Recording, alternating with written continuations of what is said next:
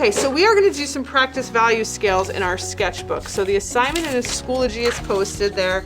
It sort of shows you an example of what that should look like. So what we're going to do is draw two, like 1.5 inch by 7 inch value scales in our sketchbook. So I'm going to do all of the colors just to show you guys what they look like. But if you were doing this at home, you can just grab a ruler, and just to save time, this is about 1.5 inches or so, maybe 1.25 inches, right? So I'm going to make a mark at 0, a mark at 7, straight line across, same on the bottom of the ruler. I'm going to make a mark at 1, 2, 3, 4, 5, 6, and then I'm going to move the ruler down a little bit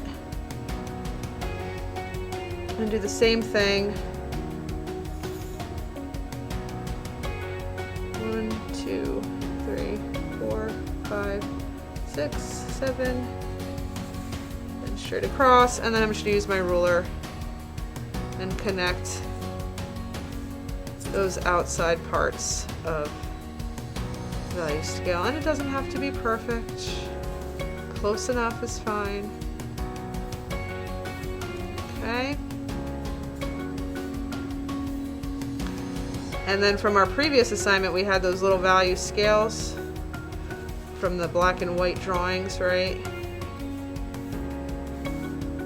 So you can use those again to help you. This way. Okay. So depending on what color you're using, you would say, okay, so this is red, this is green. The middle piece is going to be hue. So that's just the color straight out of the little cup here. Then we're going to add white to get to the tint. So here we're adding white. And then here we're getting a shade or a tone. So there you're adding the complement, okay? Now, a shade and a tone are technically two different things, okay? Technically, a shade is a color plus black, okay? But with painting, we're going to use the complement to create the shade. When you mix two complementary colors, you get a neutral, okay? And here we also have the gray scale again, from the darkest dark to the brightest white that you can get, okay? So I'm going to use for this lesson shade and tone sort of interchangeably. Shade is technically a color plus black, and a tone is a color plus its complement, or its gray. But it means the same thing. We're going darker. So by adding green to red, you make your red darker. By adding red to green, you make your green darker. So we're going to start out with the pure hue here, gradually adding the complement this way, gradually adding white this way, okay? So I'm going to do this on this page. I did tape on that little value scale just to help me remember like where I'm going. So yeah, it's black and white. This is going to be our pure hue. Gradually getting lighter, gradually getting darker, okay? So when you are ready to paint, a couple things that you want to have available to you. One is your placemat, okay? The paint, obviously. I'm also sending home this little palette that you're going to work on to mix your colors. I have a little cup for water. I have my big cup of water here, okay?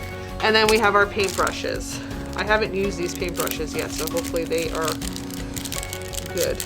So these have these little plastic covers on them, the little tiny brushes. You don't need those. These are really just for packaging to make sure that the points stay nice when they're being shipped and stuff. So these can go in the trash. Trying to shove them back on will actually ruin your bristles. So this is a paintbrush. This is the ferrule. This is what holds the bristles onto the wood handle. And these are the bristles. We don't want to get paint on the ferrule. We want to try to avoid that as much as possible. And then it's really important that you guys take care of your brushes and clean them when you are done. And it's very easy to clean. Take a little bit of dish soap in your hand, smush the brush around in the soap, and then rinse underwater, just like you're taking your brush to the salon for a nice shampoo. Okay, so I've got my water here. You're also going to want to get some paper towels to dry your brush off. You don't want to add a ton of water to your paint when you're working with acrylics, because it gets really weird and transparent. So here's my paint. I'm just gonna open these up, okay? And when you scoop your paint, you wanna make sure you're using a nice clean brush to do so. So I'm gonna take my palette here. I'm going to scoop a little bit of red out here. That should be plenty. A little goes a long way, okay? And you can always get more. Now I'm gonna go ahead and rinse my brush off. And I'm gonna dry it. Make sure it's clean. It's not clean. So if I dip that in my white, I'm gonna contaminate all my white, right? So now it's nice and clean. Dry it off. Now I'm gonna scoop a little bit of green into the next cup here. Okay. And again, rinse my brush. Now you wanna keep your paint fresh, right? So we're gonna cover this back up when we're done scooping. So I'm gonna take some white and I'm gonna cover this up so it stays nice and fresh, okay? Clean my brush again. A lot of brush cleaning here, huh? Okay. Now I'm going to start with my hue. So I'm just gonna pick up my red and notice I'm not getting any paint on the ferrule, it's staying on the bristles. And this is also a good opportunity to practice brush control. Like, how do you get straight, nice, crisp edges when you're painting? It's a skill homeowners and adults, you know, need when they're moving into a new apartment or house, when they have to cut in the corners when they're painting, right? So I'm using this square brush, like the smaller square brush. And there we go, nice, even coverage. Okay. Now I'm gonna take a little bit of that red and I'm gonna move it over because I'm gonna keep this one clean, okay? You could also just kind of move it over to the other side. I'm gonna pick up some white and I'm gonna gradually add white. So I don't wanna go super light yet, just a little bit lighter, okay? So this is my tint here. I'm gonna paint the next square.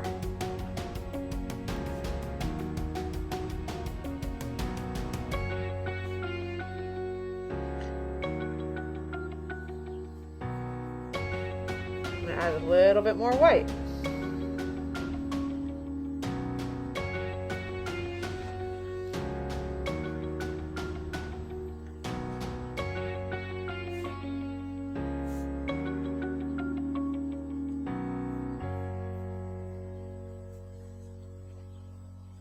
And now see, it doesn't matter that I'm getting a little bit of red in there because I have fresh white here.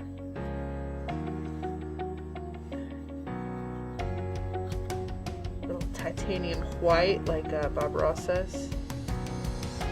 So now I have a lighter tint there. And obviously you could go even lighter. You know, this is just to get to an idea of what happens when you're adding these colors together, okay? So now that side is done. Clean my brush because I don't want to get any white mixed in. Okay. Now I'm going to take a little bit of green. I'm gonna just move this puddle over a little bit. Scoop up a little bit of green. It's probably too much green actually. So it's always better to go a little bit than too much. So let me see if I can. It's a little bit more subtle. Okay, there we go. So here I'm gradually adding green to darken up my red. And now this is called phthalo green, which is a little bit on the bluish side. So it kind of has like a purpley tone to it, right?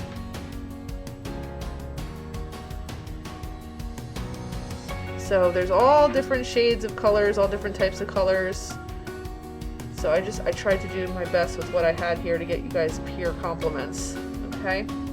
Now I'm gonna go a little bit darker with a little bit more green. And the beauty with painting is if you're like, oh, that's not the right color, that's okay. You let it dry and you cover over it, huh? It's not like when you have charcoal on your paper and you go too dark and it's a little bit difficult to remove, right?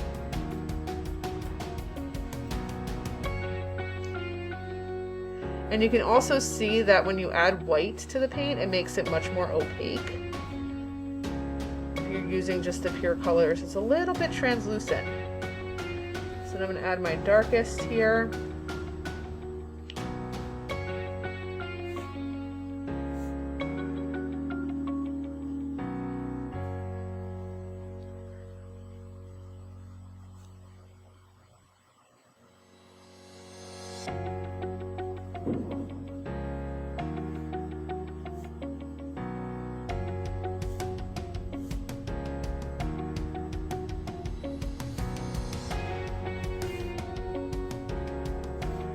And there you go.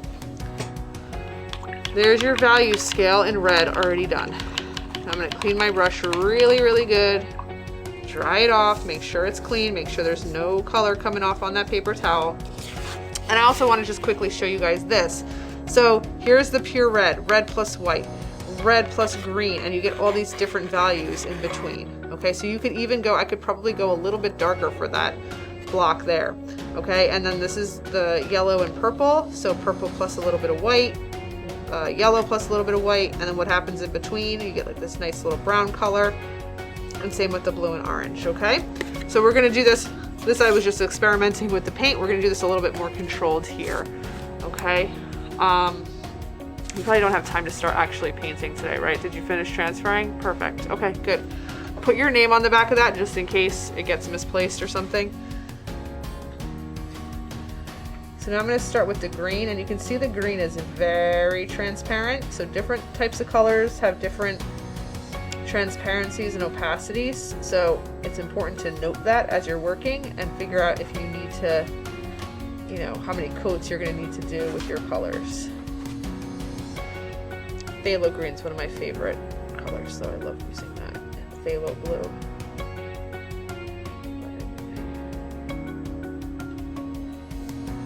And then, you know, as you guys get better at painting and more experience, you know, adding brown to some of your colors is also a really pretty way to get shades rather than using black. I'm not really, I don't know, I don't really like to use black paint. I guess I'm sort of in the same train of thought as the Impressionists. I feel like black is sometimes too harsh. So I have my green. I'm gonna add a touch of white to that.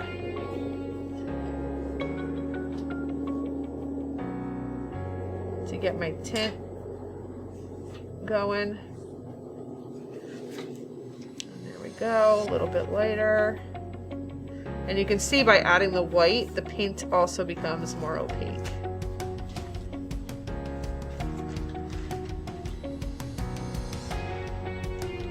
And then a little bit more white. Probably a little too much. Now when you guys are mixing colors too, you usually want to start with the lighter color and gradually add the darker color so that you can control it a little bit better. So if you want a light pink or a light green, if you start with a big puddle of red and try to add white to that to get it really light, you're going to have to add so much white, you're going to end up with a gallon of it. So it makes sense to do it gradually by starting with the lighter color. There's my last tint.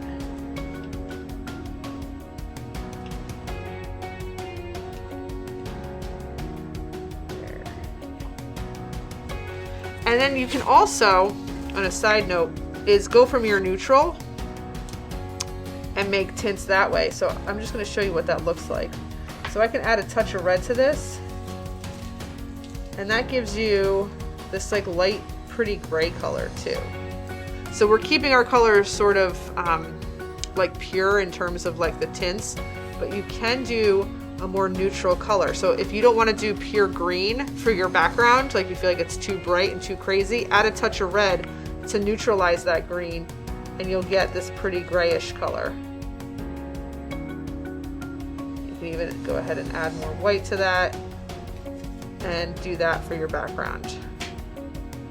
Okay, so I might do something like that where I neutralize the color a little bit. I'm going to rinse my brush really well, dry it. Okay, And now I'm going to take my green and add a smidge of red to that to darken that up. Maybe a little bit more. Paint that in.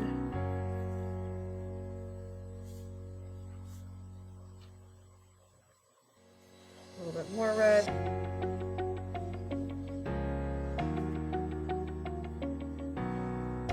And then because you guys have mixed these colors, you can save them for when you actually start your painting. Or if you only have a little bit left and you just want to start fresh, you can actually let your palette dry a little bit and then just peel the paint out. Okay, washing all this paint down the drain is not a good idea, so I recommend letting it dry and then just picking it out.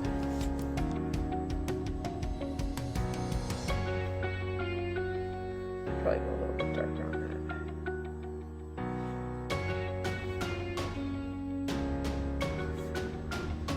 Okay.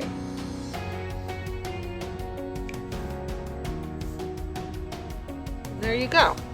Now when you guys actually start painting on the illustration board, we're going to do something called wet and wet blending for your shape and for your background. Okay, so what that means is if I take a color and I want to blend it, I pick up the lighter color, and while everything is still wet, I'm blending. Pick up more of that lighter color,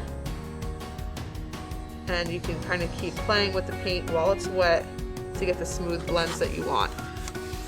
I'm going to wipe off my brush a little bit and go back in over here to create that transition.